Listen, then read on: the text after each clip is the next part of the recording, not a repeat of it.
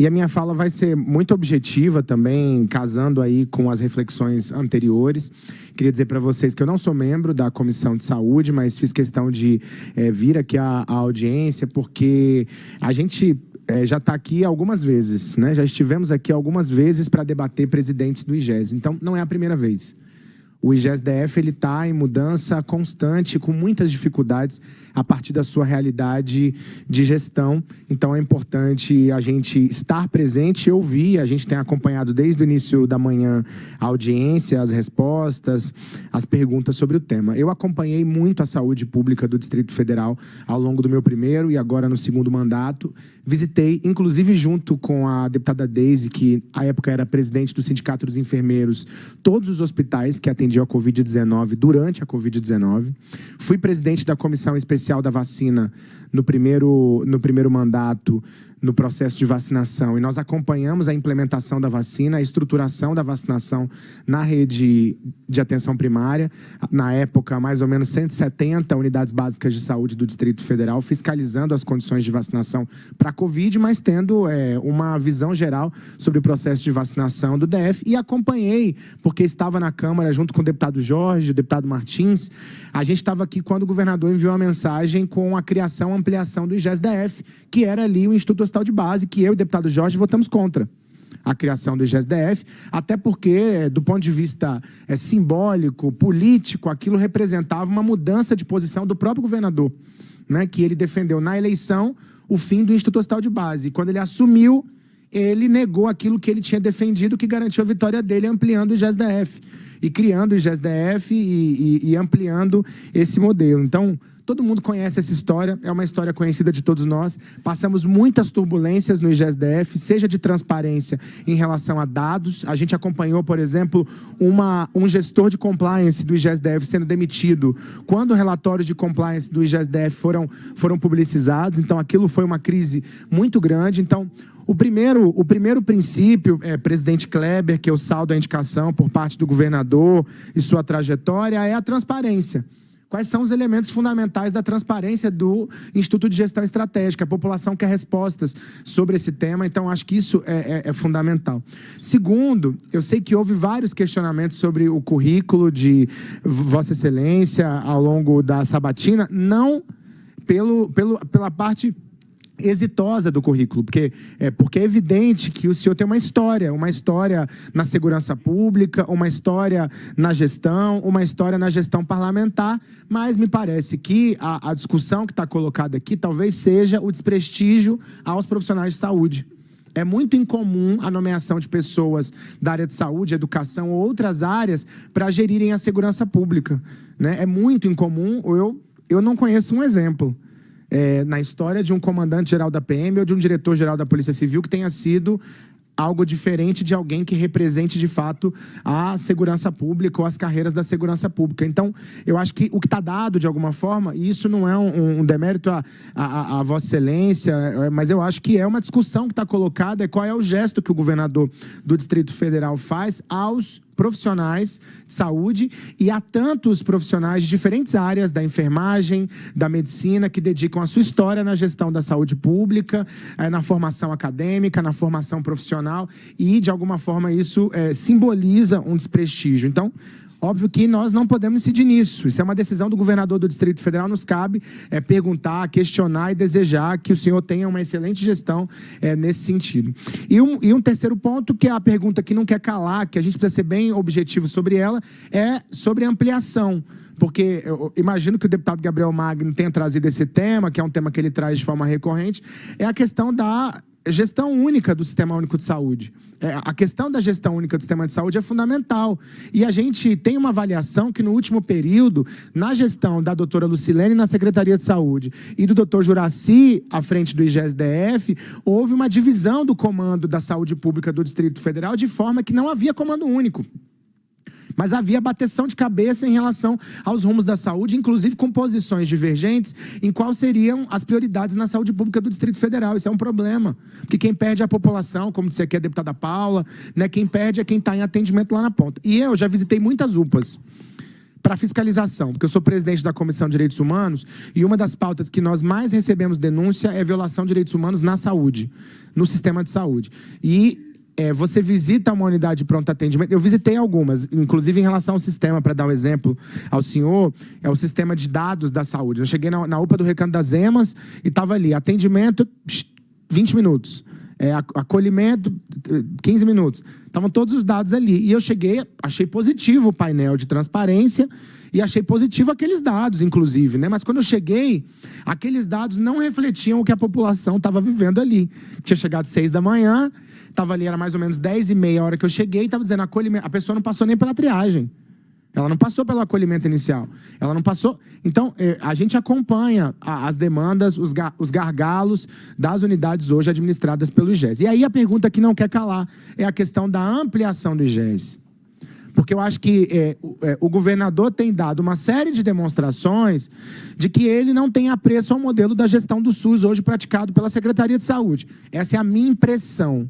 A partir de gestos, obviamente, como a gente falou que tudo é política, então a partir da política, essa é a impressão que eu tenho, né, dado os gestos do governador do Distrito Federal. Qual é a posição do senhor sobre a ampliação dos serviços e da administração do IGES sobre novos serviços de saúde no DF, inclusive outros hospitais? Essa é uma preocupação que nós temos, porque daqui a pouco o IGES manda mais na saúde que a Secretaria de Saúde, e isso vira um termo utilizado aqui antes, até pela deputada Paula, um Frankenstein, do ponto de vista da gestão pública da saúde. E a aposta do governo, né, com tanto dinheiro e recurso indo para o IGES-DF, esvazia também a capacidade de financiamento, de investimento no especialização, fortalecimento da gestão do Sistema Único de Saúde de forma geral. Então, acho que esse é um elemento importante. Qual a posição do senhor sobre isso? Como o senhor vê a ampliação, nova ampliação do IGES, que também nos preocupa, porque isso está sinalizado hoje, e eu acho que a população tem essa demanda. E eu queria, longe de mim, até pela experiência do senhor com a saúde, a experiência do senhor nesse período no IGES, com a segurança, com outras áreas de gestão, mas eu acho que ouvir os profissionais de saúde é fundamental. Escutar, porque às vezes eu vejo que em algumas políticas públicas a gente visita muitos secretários, né, deputado Jorge, deputada Deise, que preside a comissão, e a gente ouve quando muda um secretário, às vezes quer zerar o jogo, sabe? Tudo, e não escuta os profissionais de saúde. Nós temos excelentes profissionais de saúde, nós temos entidades aqui da área da saúde, eu queria citar o Sindicato dos Enfermeiros, o SINDAT, dos técnicos de enfermagem, o CRM, são várias entidades que elas são de defesa de categorias, mas elas são extremamente comprometidas com a política pública. E isso é um diferencial, porque são entidades dedicadas a discutir também a política pública e não só as condições de trabalho, que também são importantes, mas você vê eles opinando, muitas vezes no fluxo dos serviços, querendo melhorar o fluxo do serviço, o atendimento à população.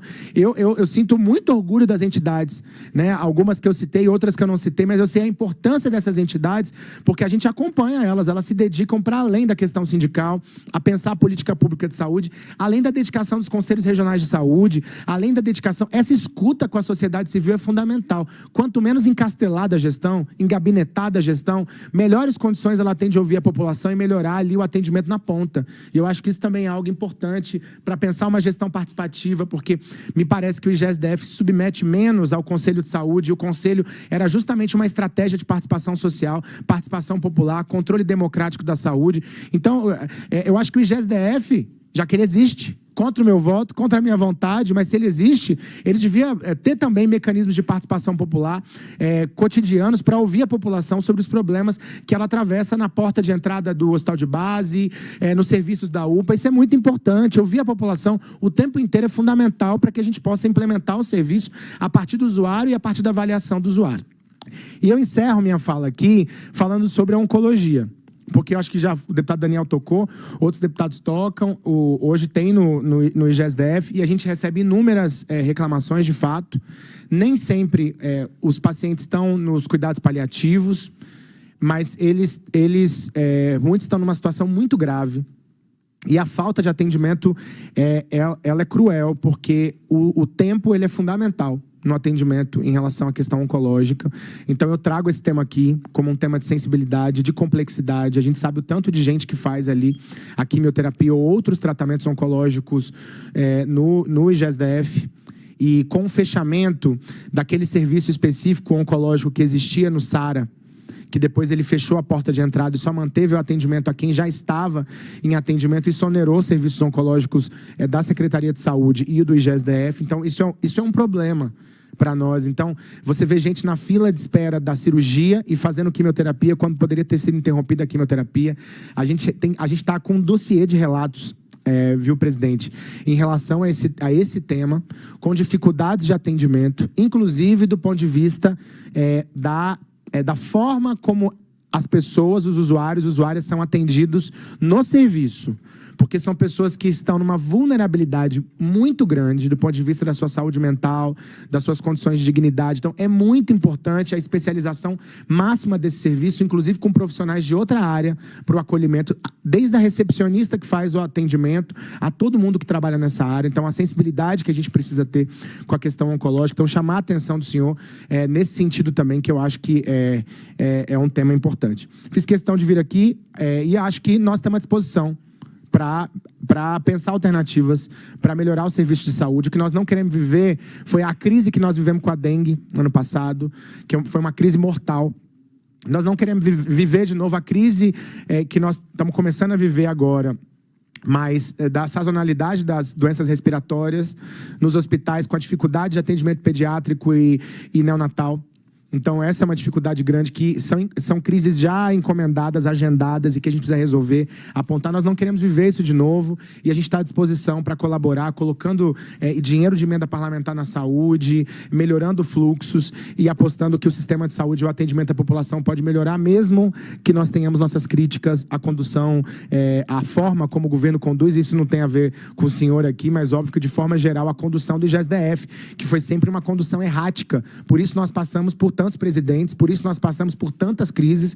Então, ele tem um problema. Espero que o senhor seja capaz de definitivamente solucionar esses problemas e conte com a Câmara Legislativa, e espero que também as sugestões, as questões apresentadas por nós aqui sejam levadas em consideração. Muito obrigado, deputada Deise.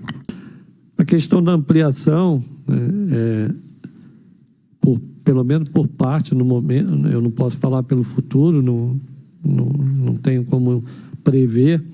Hoje, o que nós temos de concreto são 7 novas UPAs previstas para inaugurar, né, no início do ano que vem. São UPAs do Guará, Águas Claras, Arapuanga, Água Quente, Taguatinga, Sol Nascente e Estrutural, que são muito importantes, como eu falei aqui agora.